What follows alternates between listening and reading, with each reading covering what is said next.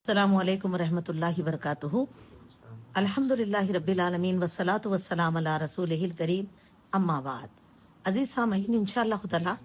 आज हम जानेंगे नबी सल्लल्लाहु अलैहि वसल्लम के इस फरमान मुबारक को, जिसमें नबी सल्लल्लाहु अलैहि वसल्लम फरमाते हैं, सही अल बुखारी की हदीस है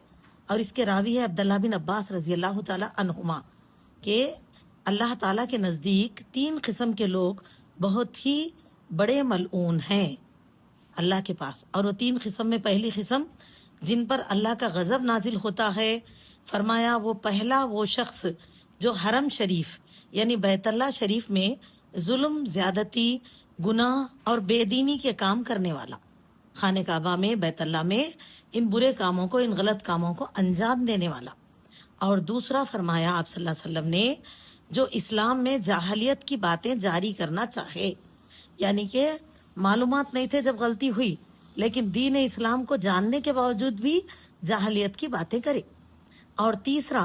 वो शख्स जो अपने किसी मुसलमान भाई का नाहक खून बहाए।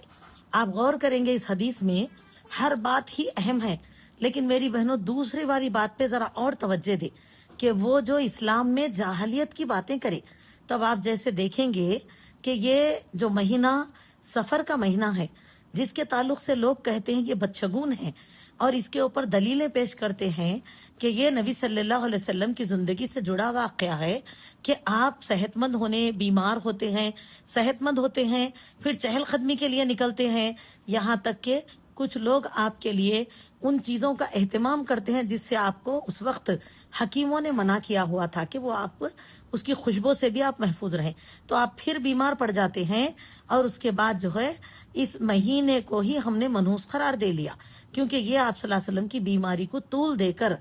आपके वापसी का सबब बनने वाला महीना है। तो मेरी अजीज सामईन इकराम, लेकिन अगर आप तारीख़ इस्लाम को पढ़ेंगे तो आपको ये बात क्लियर मिलेगी कि खुद नबी सल्लल्लाहु अलैहि वसल्लम ने फरमाया, वला सफरा, सफर में कोई नहुसत नहीं है। और जब इसकी तहकीक, इसकी मुकम्मल तफसीर लेंगे तो पता चलेगा सफर को मनहूस समझना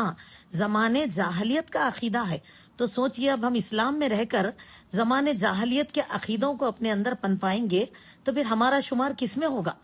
अल्लाह ताला से पनाह मांगिए, इससे तौबा कीजिए कि इसके ताल्लुक से हम ऐसी बातें कहना भी गलत है कि सफ़र में ये नहुसत होती है, वो नहुसत होती है, सफ़र में शादी ब्याह नहीं करना चाहिए। इन चीज़ों से भी हमें बचना चाहिए, वरना हम अल्लाह ताला की इस शुमार करदा मलूनों में शामिल हो जाएंगे। अल्लाह हम सबको